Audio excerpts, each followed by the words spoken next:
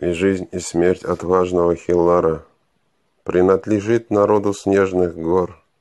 Хочу, чтобы знала Кабарда степная, что наши горы не бесхозный двор.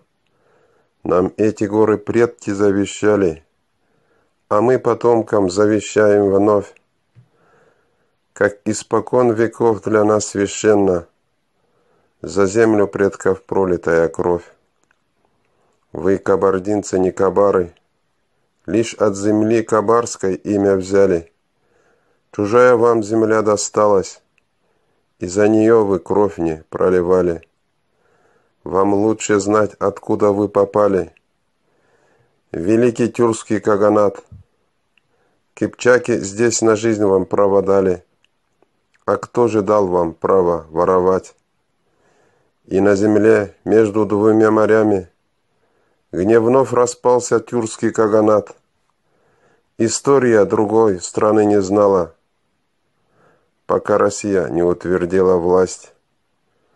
Потомки зихов, вы страшно оболгались.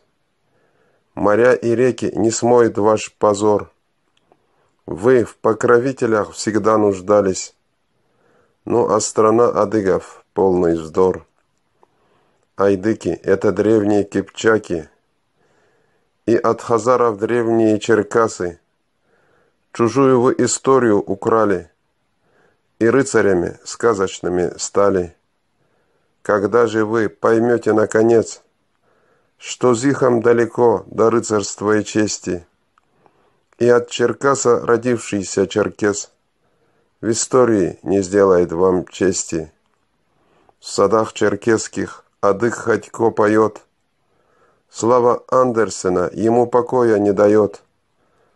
А что он не поет в садах Лаоса и Камбоджи про сказочный, забытый вами край? Ведь вы же родину свою Индокитай далекой древности забвению предали. Забыли вы, за что и почему вас из родной земли изгнали. И соплеменник ваш, великий вор, создатель фантастических романов, Хилларом бредит до сих пор неугомонный сказочник Думанов.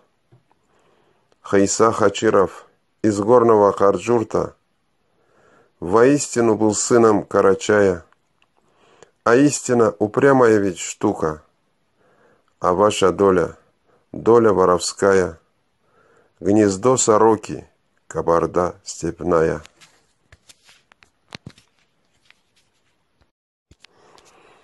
И жизнь, и смерть отважного Хиллара принадлежит народу снежного.